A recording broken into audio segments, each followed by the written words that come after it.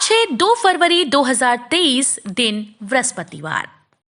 Welcome back to Clean News UP. चलिए देखते हैं उत्तर प्रदेश की 25 फटाफट बड़ी खबरों को। इससे पहले आप न्यूज को कहां से देख रहे हैं हमें कमेंट में बताना बिल्कुल ना भूलें। साथ ही हमारे फेसबुक पेज को भी फॉलो करें। फेसबुक पेज का लिंक डिस्क्रिप्शन में दिया गया है। सीएम योगी ने कहा, भारत को आर्थिक महाशक्ति बनाने की दिशा में मील का पत्थर साबित होगा ये बजट। मुख्यमंत्री योगी आदित्यनाथ ने आम बजट 2023-24 को लोक कल्याणकारी बताते हुए इसकी काफी सराहना की। सीएम ने ट्वीट कर हर वर्ग की समृद्धि का मार्ग प्रशस्त करने वाले केंद्रीय बजट का स्वागत किया। साथ ही सर्व समाज के हितों का ध्यान रखने के लिए प्रधानमंत्री व केंद्रीय वित्त मंत्री का अभिनंदन किया। मुख्यमंत्री ने कहा कि केंद्रीय बजट गांव, गरीब, किसान, नौजवान व महिलाओं समेत समाज के हर वर्ग की आशाओं और राष्ट्र के समग्र उत्थान की अपेक्षाओं को पूरा करने वाला बजट है। ये बजट निसंदेह भारत को आर्थिक महाशक्ति बनाने की दिशा में मील का पत्थर साबित होगा। बजट में गरीबों को मिली बड़ी राहत, अब 1 साल तक फ्री मिलता रहेगा राशन। केंद्रीय वित्त मंत्री निर्मला सीतारमण ने बुधवार को लोकसभा में साल 2023-24 का बजट पेश किया। इसमें मध्यम वर्ग, किसानों और गरीबों को लेकर कई बड़ी घोषणाएं की गईं। आम बजट में सबसे बड़ी राहत गरीबों को मिली। वित्त मंत्री ने प्रधानमंत्री गरीब कल्याण अन्न योजना को 1 साल के लिए आगे बढ़ाने का ऐलान किया है। यानी अब 1 साल तक जरूरतमंद लोगों को निःशुल्क राशन मिलता रहेगा। इग्नू में एडमिशन की तिथि बढ़ी, अब 10 फरवरी तक होंगे प्रवेश। इग्नू में प्रवेश की अंतिम तिथि बढ़ा दी गई, जिसे लेकर बागला डिग्री कॉलेज के इग्नू अध्ययन केंद्र के समन्वयक डॉक्टर कृष्णानंद त्रिपाठी ने बताया कि इंदिरा गांधी राष्ट्रीय मुक्त विश्वविद्यालय नई दिल्ली के द्वारा स्नातक तथा स्नातकोत्तर पाठ्यक्रमों में 17 जनवरी 2023 में प्रवेश आवेदन पत्र भरने की अंतिम तिथि 10 फरवरी तक के लिए बढ़ा दी गई है। एम्स के डॉक्टर्स की सलाह, सेहत का खजाना मोटा अनाज है खाना। पुरखों के जमाने में उनकी सेहत दुरुस्त रखने वाला मोटा अनाज जिसे हम भूल चुके थे वो फिर से हाजिर है। भारत सरकार ने इस अनाज की ब्रांडिंग करनी शुरू की तो पूरा प्रशासनिक तंत्र इसके प्रमोशन में जुट गया है। स्थानीय स्तर पर अखिल भारतीय आयुर्विज्ञान संस्थान प्रशासन ने भी उनके यहाँ पहुंचने वाले हर मरीज और तीमारदार को मोटे अनाज के फायदे गिनाने और समझाने की मुहिम छेड़ दी है। एम्स के डॉक्टर मरीजों को बता रहे हैं कि ज्वार, बाजरा, मक्का, रागी, कोदो, शुगर, थायराइड, पीलिया, एंटी कैंसर जैसे गंभीर बीमारियों के लिए फायदेमंद है। प्राइवेट स्कूल्स की नर्सरी और पहली कक्षा में फ्री प्रवेश प्रक्रिया 6 फरवरी से 4 लाख बच्चों को मिलेगा एडमिशन। आरटीई के तहत प्रदेश की 43,900 निजी स्कूल्स में नर्सरी व कक्षा 1 की 4.10 लाख सीटों पर मुफ्त प्रवेश की प्रक्रिया 6 फरवरी से शुरू होगी। नए शैक्षिक सत्र में दुर्बल आय वर्ग के बच्चों के निःशुल्क दाखिले की यह प्रक्रिया 3 चरणों में होगी, जो 5 आगामी जुलाई तक चलेगी। बच्चों के दाखिले के लिए ऑनलाइन आवेदन फॉर्म वेबसाइट rte25.upsdc.gov.in पर उपलब्ध होगा। दाखिला लॉटरी के माध्यम से होगा। निःशुल्क एवं अनिवार्य बाल शिक्षा का अधिकार अधिनियम के तहत निजी स्कूल्स में नर्सरी व कक्षा 1 की 25% सीट्स पर गरीब परिवार के बच्चों का निःशुल्क दाखिला किए जाने का प्रावधान के तहत ये कवायद शुरू की जा रही है। स्वरोजगार प्रोत्साहन मेला 7 फरवरी को लगेंगे इन विभाग के स्टॉल। अलीगढ़ में 7 फरवरी को स्वरोजगार प्रोत्साहन मेला फॉर्म जलालपुर लोधा में लगेगा। मेले में विभिन्न विभागों के द्वारा संचालित योजनाओं के प्रचार प्रसार और लाभार्थियों के हित, लाभ व स्वरोजगार से संबंधित योजनाओं के बारे में विस्तार से जानकारी दी जाएगी। यूपीपीएससी ने जारी किए 5 भर्तियों के नोटिफिकेशन। उत्तर प्रदेश लोक सेवा आयोग ने 5 भर्तियों का शॉर्ट नोटिफिकेशन जारी कर दिया। विस्तृत नोटिफिकेशन कल जारी किए गए। आवेदन आज 2 फरवरी से uppsc.up.nic.in पर जाकर कर सकेंगे। यूपीपीएससी ने क्षेत्रीय मद्य निषेध एवं समाजोत्थान अधिकारी, प्राविधिक अधिकारी, सहायक वेतन अभियंता, प्राचार्य पदों पर अलग अलग भर्तियां निकाली। इन भर्तियों के विस्तृत नोटिफिकेशन अलग अलग जारी किए। ऑनलाइन आवेदन करने की अंतिम तिथि 6 मार्च 2023 तय की गई है। इलेक्ट्रिक वाहन होंगे सस्ते, बजट में निर्मला सीतारमण का बड़ा ऐलान। देश में इलेक्ट्रिक वाहनों की डिमांड और बिक्री दोनों ही तेजी से बढ़ रही हैं। ऐसे में ऑटो सेक्टर को इस बार आम बजट से काफी उम्मीदें थीं। इलेक्ट्रिक वाहन निर्माताओं की मांग थी कि बैटरियों पर लागू होने वाले सीमा शुल्क में थोड़ी राहत मिले। वित्त मंत्री निर्मला सीतारमण ने आम बजट को पेश करने के दौरान इलेक्ट्रिक वाहनों में इस्तेमाल होने वाले लिथियम बैटरियों पर लगने वाले सीमा शुल्क को कम करने की घोषणा की है। नए गैस सिलेंडर धारकों को बड़ी खुशखबरी, नए नियम के तहत मिलेगी गैस सब्सिडी। अब गैस सिलेंडर तो सभी गरीब महिलाओं को मिल चुके हैं, ये तो सरकार द्वारा बड़ी ही सुविधाजनक चीज बांटी गई। लेकिन इस महंगाई के सफर में हर व्यक्ति के लिए गैस सिलेंडर के लगातार बढ़ते दामों से रिफिल करवाना मुश्किल होता जा रहा है। पहले के समय में गैस सिलेंडर पर सब्सिडी मिलती थी, लेकिन अब सरकार ने सब्सिडी पूरी तरह से बंद कर दी। सब्सिडी को लेकर अहम ताजा जानकारी निकलकर सामने आ रही है कि आने वाले कुछ समय में सरकार गरीब लोगों को फिर से गैस सिलेंडर पर सब्सिडी देने की मंशा बना सकती है। देश में खुलेंगे 30 skill India international centre. AI और रोबोटिक्स में युवाओं को बनाएंगे दक्ष। रोजगार एक बड़ा राजनीतिक मुद्दा है। ऐसे में सरकार ने विश्व के तमाम देशों में बढ़ती जा रही रोजगार की संभावनाओं को भुनाने के लिए महत्वपूर्ण कदम उठाया है। अब तक प्रधानमंत्री कौशल विकास योजना के 3 चरण ला चुकी सरकार जल्द ही चौथा चरण शुरू करने जा रही है। खास बात यह है कि अब युवाओं को आर्टिफिशियल इंटेलिजेंस और रोबोटिक्स जैसी विधाओं में दक्ष बनाया जाएगा।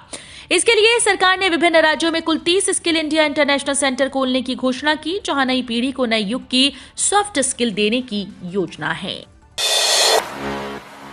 बदलेगी गांव की तकदीर, गोबर से भी पैसा कमाएंगे किसान।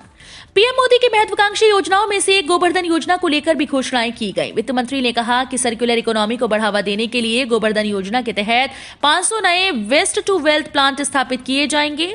उन्होंने बताया कि इसमें शहरी क्षेत्रों में 75 प्लांट सहित 200 कंप्रेस्ड बायोगैस प्लांट, 300 कम्युनिटी या क्लस्टर आधारित प्लांट शामिल होंगे। इसके लिए सरकार 10,000 करोड़ रुपए का निवेश करेगी।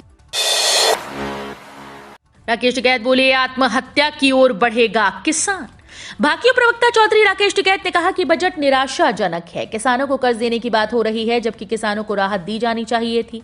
आने वाले समय में लैंड बैंक बनेंगे, किसानों की भूमि पर कब्जा कर लिया जाएगा।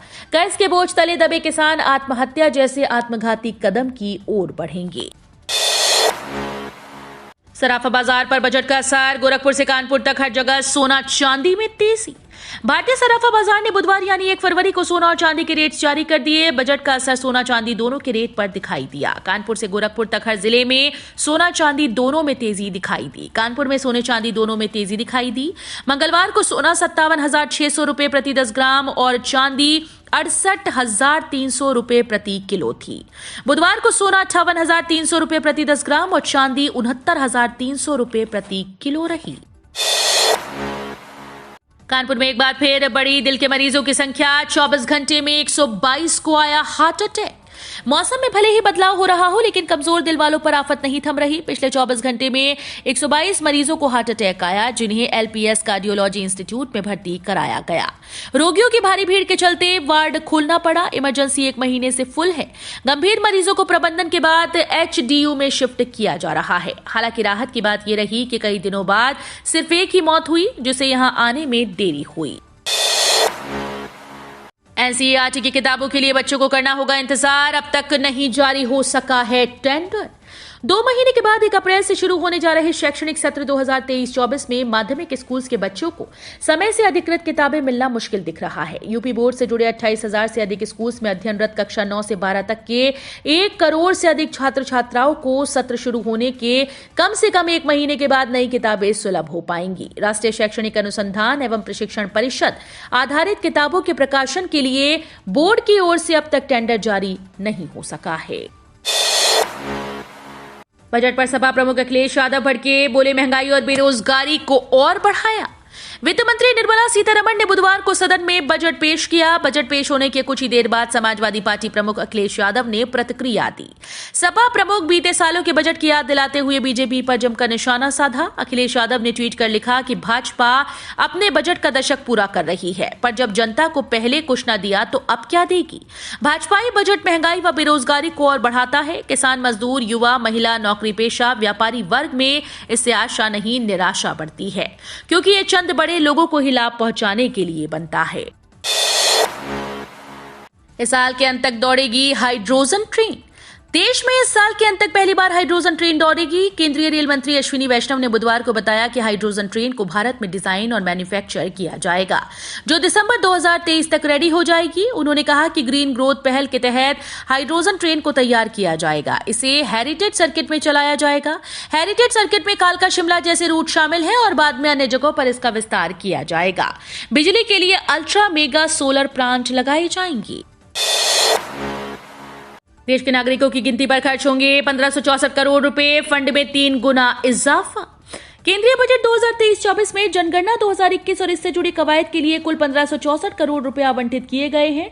कोरोना महामारी को लेकर जनगणना की गतिविधियां 3 साल से अधिक समय से रुकी हुई हैं। जनगणना की कवायद के लिए पिछले साल के बजट अनुमानों में 3676 करोड़ रुपए की तुलना में आवंटन नई राशि आधे से भी कम है, मगर पिछले साल जनगणना के लिए आवंटित की गई राशि को 3676 से कम करके 552.65 करोड़ रुपए कर दिया गया।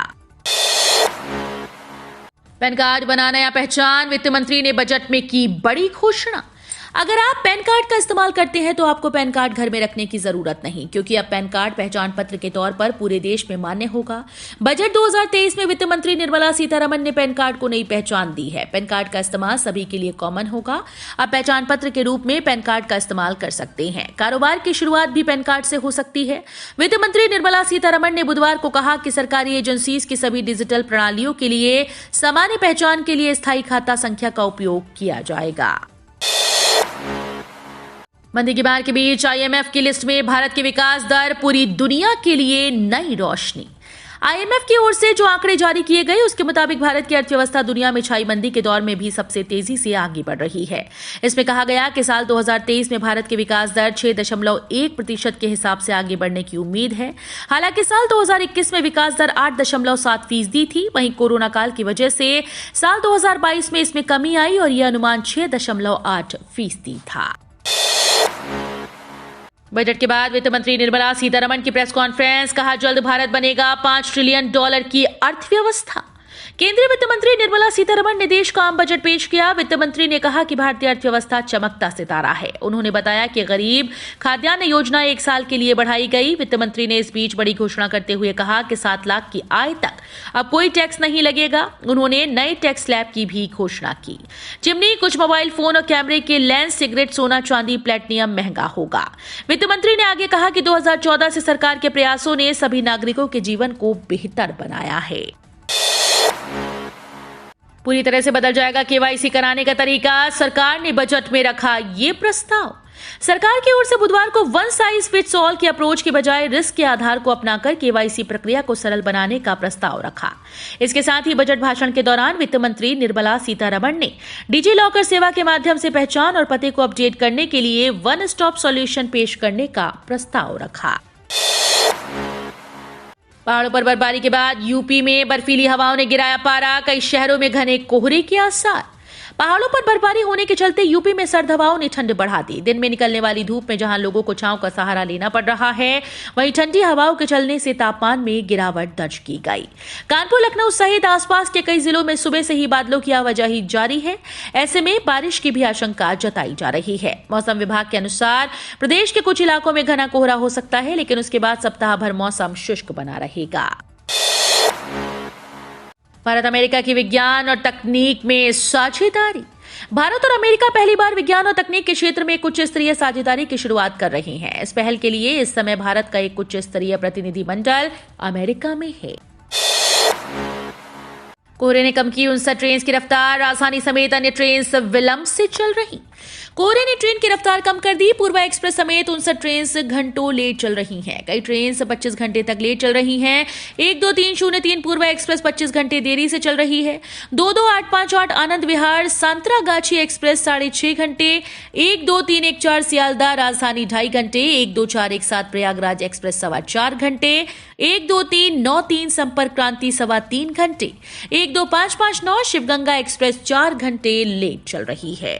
तो ये थी आज की 25 फटाफट बड़ी खबरें। अगर आपको न्यूज पसंद आई हो तो वीडियो को लाइक और शेयर जरूर करें। धन्यवाद।